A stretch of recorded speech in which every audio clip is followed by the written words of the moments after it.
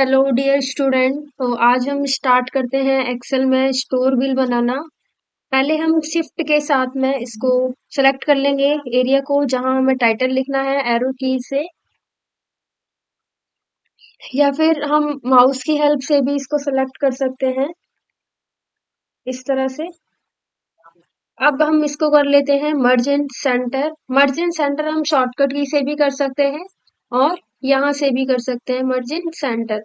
Control Z करके हम दोबारा करते हैं अल्ट एच एम एम। इससे भी हम मर्जिन सेंटर कर सकते हैं। Okay. अब हमें लिखना है यहाँ स्टोर बिल। टाइटल है जो हम कर रहे हैं स्टोर बिल। स्टोर बिल का टेक्स्ट का साइज हम बढ़ा देते हैं। साइज बढ़ाने के बाद एक पॉइंट कम कर देते हैं, मिडल में कर लेते हैं इसको।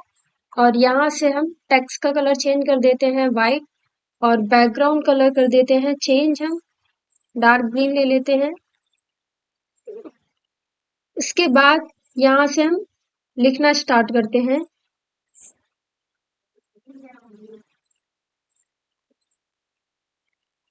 Serial number S point short में लिख लेते हैं सीरियल नंबर। नेक्स्ट लिखना है नेम ऑफ गुड्स, या नेम ऑफ प्रोडक्ट्स भी बोल सकते हैं हम। नेम ऑफ गुड्स को प्लस के पॉइंट से भी हम कॉलम का साइज बढ़ा सकते हैं।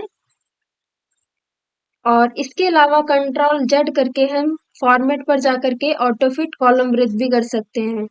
ऑटोफिट कॉलम ब्रेथ हमने कर दिया। नेम ऑफ गुड्स के बाद लिखना है quantity of goods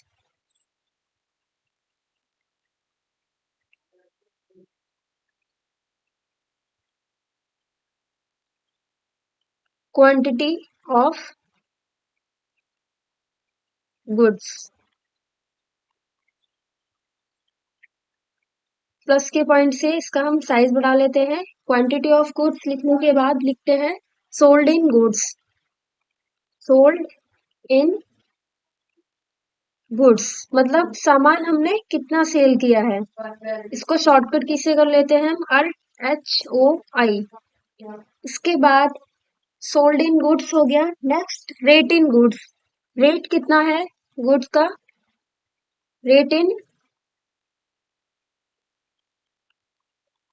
in goods को शॉर्टकट की से अल्ट एच ओ आई से ऑटो फिट कर लेते हैं। रेट इन गुड्स के बाद लिखना है अमाउंट। अमाउंट के बाद डिस्काउंट।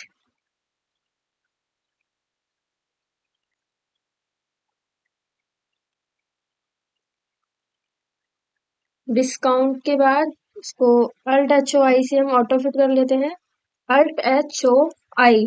नेक्स्ट पे अमाउंट। टोटल हमें पे कितना करना है, पे अमाउंट। पे अमाउंट लिख लिया। इसके बाद हम इसको भी अल्ट एच ओ आई से फिट कर लेते हैं। इसके बाद लिखना है left in goods. Left in goods. Left in goods लिखने के बाद इसको भी अल्ट एच ओ आई कर लेते हैं। सीरियल नंबर लिखना है यहाँ पर 1 2 लिख लेते हैं हम, 2 तक। नेम ऑफ गुड्स, जैसे हमने एक सीपीयू खरीदा, सीपीयू क्वांटिटी कितनी लिखनी है, जैसे हमने 7 सीपीयू लिए हैं और मतलब हमारी शॉप पर, एक तरह से हम ये बोल सकते हैं स्टोर बिल। यहाँ सीरियल नंबर आ जाएंगे, यहाँ नेम ऑफ गुड्स आ जाएगा, क्वांटिटी कितनी है 7 है। यहाँ पर सोल्ड हमने कितने सोल्ड किए, 4 सीपीयू हमने सेल सेल कर दिए। उसके बाद एक सीपीयू हमने कितने का सेल किया है वो अमाउंट लिखना है 11,000। तो टोटल अमाउंट कितना हुआ is equal to sold quantity into rate, enter. Total 4 CPU इतने के हुए। अब डिस्काउंट हमें निकालना है इसमें, is equal to amount into, जैसे हमने 5% डिस्काउंट दिया तो 5 लिखेंगे यहाँ। अगर 10% देते हैं तो 10 लिखेंगे, डिवाइडेड बाय 100 जो सभी में हम लिखेंगे। डिस्काउंट निकालने के लिए 100 सभी में आएगा। पे अमाउंट, टोटल पे कितना करना है कस्टमर को, वो हम यहाँ लिखेंगे amount minus discount, enter. Total ये कस्टमर को पे करना है। लेफ्ट इन गुड्स मतलब सामान हमारे पास शॉप पर कितना बचा हुआ है वो निकालेंगे। यहाँ 7 था हमारे पास, 7 सीपीयू थे, माइनस कर देंगे जितना हमने सेल कर दिया। 4 सेल किया है तो माइनस 3, 3 सीपीयू हमारे पास अभी बाकी है, मतलब बचे हुए हैं हमारी शॉप पर। अब हम यहाँ निकालते हैं माउस का।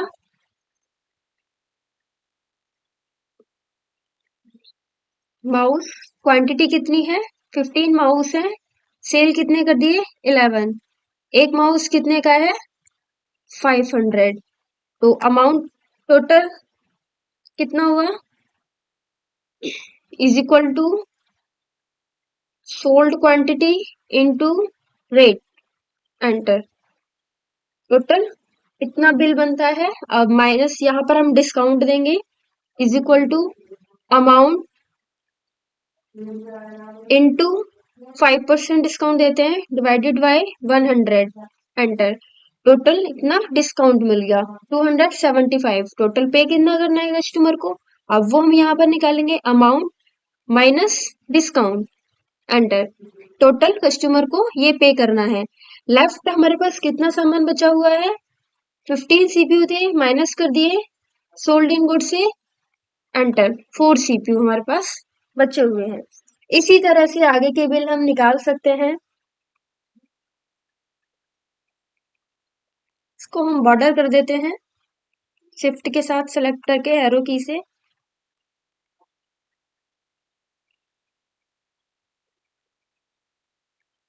All border.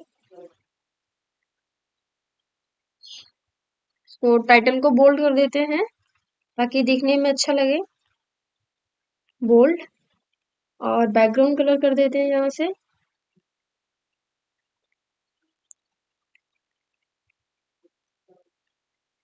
यहाँ से हम इसका भी कलर चेंज कर देते हैं।